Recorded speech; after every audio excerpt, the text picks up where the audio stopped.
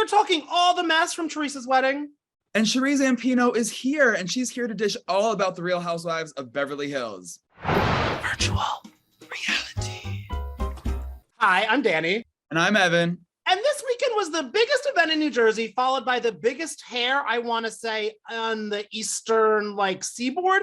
That's right, it was the wedding of Teresa and Louis. This is my royal wedding. I remember when everyone was so excited for William and Kate in 2011, but this was the real wedding of the century. Not hair. Oh my God, I cannot stop thinking about it. I'm living in Jersey right now. I'm smelling the hairspray still. And it's the smell of hairspray in the air, and it is from Teresa because it was 5 feet tall, I want to say. There could have been either a child hiding in there, a GoPro, the cop without a badge book. I don't really know what she had in there, but something was up.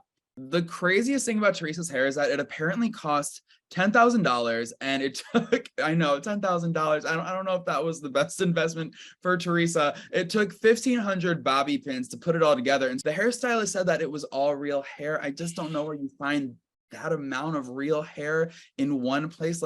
Could have been some plastic Barbie hair, some maybe a combination of many Party City wigs. Because whoever told Teresa to invest in that probably also told her, oh, go into crypto. It's a great idea. I love the Bravo fandom so much. They definitely had lots to say about Teresa's hair. I mean, we just pulled up some pretty hysterical tweets. Read some of your favorites. People are saying, what kind of bad Rapunzel chef hat hair is this? And it is giving chef. Maybe she's watching that new show. Who knows?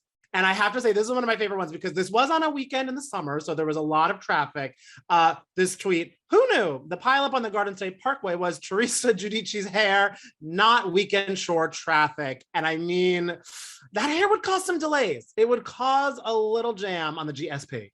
Yeah, I would love to know the actual reference. What was on her vision board, the hair vision board? Maybe Marge Simpson. Yeah. Yeah, because someone said that she did look like Marge Simpson, and somebody did Photoshop her with the Simpsons skin and making the hair blue and everything. And I was honestly, and I love Marge in charge. It is funny that the Marge was also at the wedding. People were kind of how is that howling? But I guess they're friends again.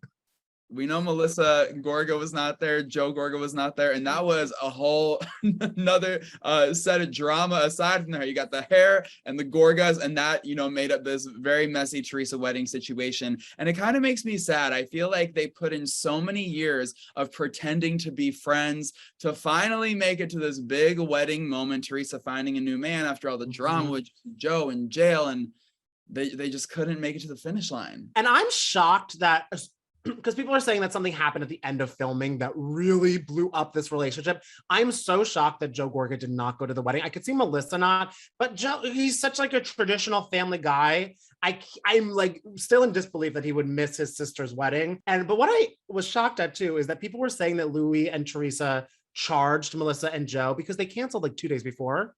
And here's my thing.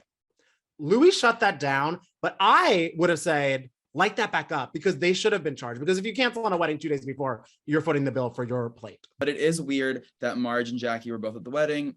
Obviously, we know why Melissa wasn't at the wedding, but it'll be interesting to see how the dynamics play out. I think that it's also interesting that other than her daughters, no family was there, really. Yeah, a very kind of uncomfortable level of I almost want to be Teresa, do you know what's happening? Are you happy with all this? Because she's such a family person, but I think this love bubble is just impenetrable, and she does not care who is there with her hair.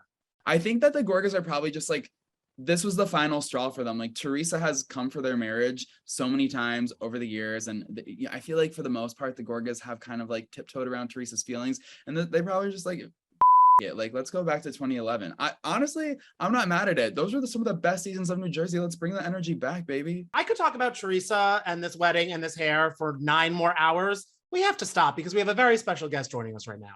Yes, a friend of the Real Housewives of Beverly Hills this season, the one and only Sheree Zampino. This season has been so much at Beverly Hills. I'm sad that the most recent episode, you were a little sick with COVID. I'm glad you're fully recovered. Thank you. But a topic of the convo was Erika kind of being mad at Garcelle for how she's bringing up Erika's drinking, saying it's malicious and that Erika doesn't have a problem. You've been filming with Erika for a few weeks and seeing her get a little 1, tequila 2, tequila 3, tequila 4. What have your thoughts been about Erika's drinking? Is it out of control or is she just having fun? Probably a little bit of both. You know, and I think when you finally let your guard down and you decide to do something different, and two, you know, there probably is a little element of self-medication because she's going through a lot. So I think you have to sound the alarm before it's a full-fledged problem. You know what I mean? So it's something that, you know, yeah, it's rightful for Garcelle to look at it and be concerned. Absolutely.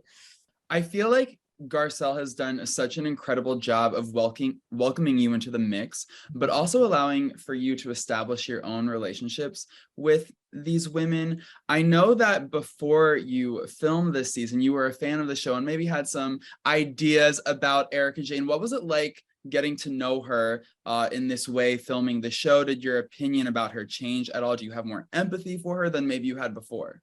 Yes to all the above. She for me was I thought she was fun. You know, she was open. She allowed herself to be vulnerable. She took accountability when she missed the mark. So I mean, I liked her. And then going in, I was like, you know, just being purely a fan and not having a real experience. So that was kind of a pleasant surprise. And apparently too, this is a more fun version of Erika Jayne than any of the ladies have seen. You know, this latest version is, I guess, the most fun. And she'll, you know, after you go through something, you have to land, get reacclimated, and go from there. And I think that's the process that we're seeing. What does Garcelle think of the way you've had this sort of open heart to Erika? I mean, Garcelle has questioned Erika quite a bit. And she even recently said on the show, like, I straight up don't believe a lot of what you say. The reason why our friendship works is because I don't try to project the way I do things. I don't make that demand that she follow in my footsteps, and she doesn't make the demand that I follow in her footsteps. I probably am a little more lenient, and I have a nickname that my friends, some of my friends call me. It's Sweet Sister Hopeful.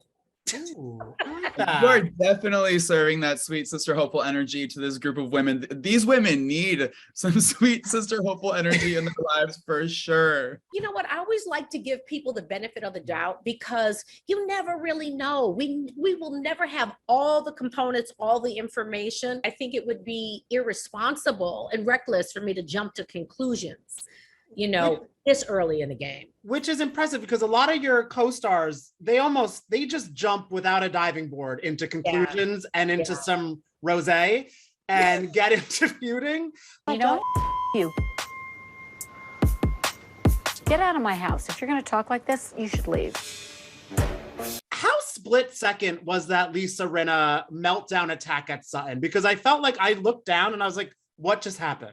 I don't know if it was as quick as it played out, but it was darn close to that. And it was like, wait a minute, literally you blink.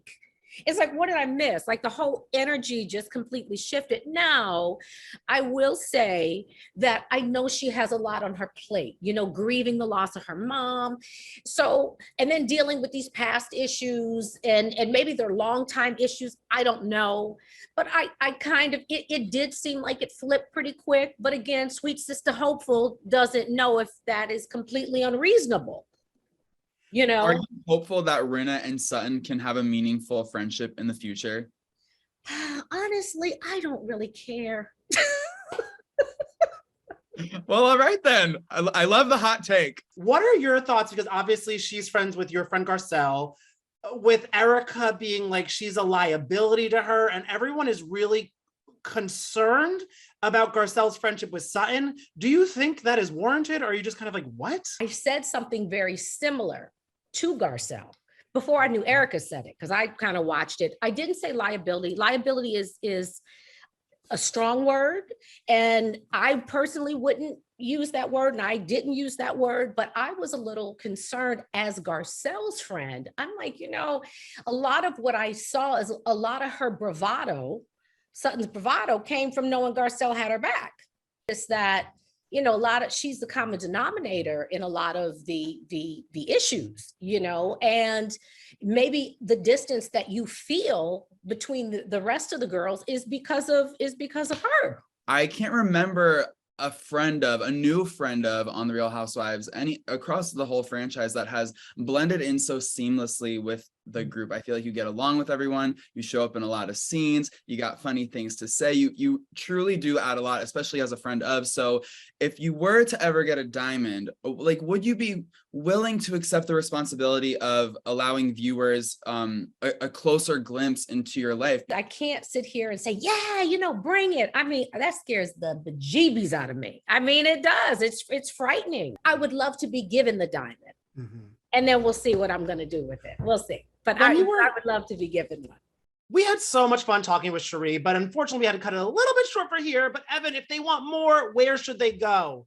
Go to page6.com or head over to our YouTube channel, and don't forget to like and subscribe.